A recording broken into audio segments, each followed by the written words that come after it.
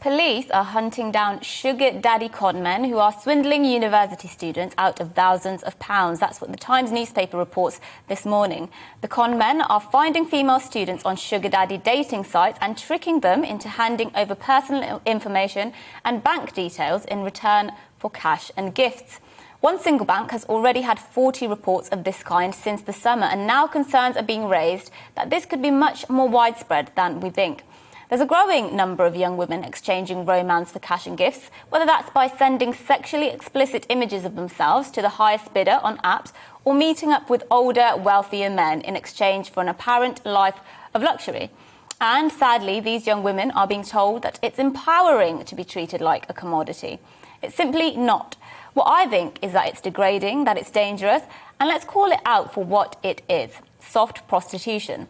OnlyFans, the popular site where people can charge their subscribers for sexy pictures and videos, boomed during the pandemic. Revenue grew by over 500% in 2020, with users spending £1.7 billion on the site. And a growing number of female students are being encouraged to see this as a genuine career path. And there is now a normalisation of viewing these young women, these young students, as nothing but fresh meat that's up for grabs by the highest bidder. Now, I'm not calling for the government to ban these sites or to punish the young women who use them. I want more common sense, not more government. And people doing things I disagree with is a price I'm willing to pay to live in a civil society.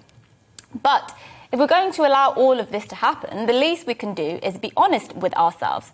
Con men taking advantage of the rise of young women exchanging intimacy for cash is only the tip of the iceberg. The real price that will be paid is generations of young women with crippling self-esteem issues who think their value is tied to how much cash someone's willing to hand them, who'll become addicted to superficial relationships and superficial aesthetics, who will continuously be exploited by bad guys posing as benefactors, who are less likely to be taken seriously or respected, not least by future employers, because their parts are plastered on the internet or on some creepy man's phone who can share it with anybody he pleases. If we encourage young women to go down this path, we do so at our peril. But the people who will suffer the most in the end will unequivocally be these young women.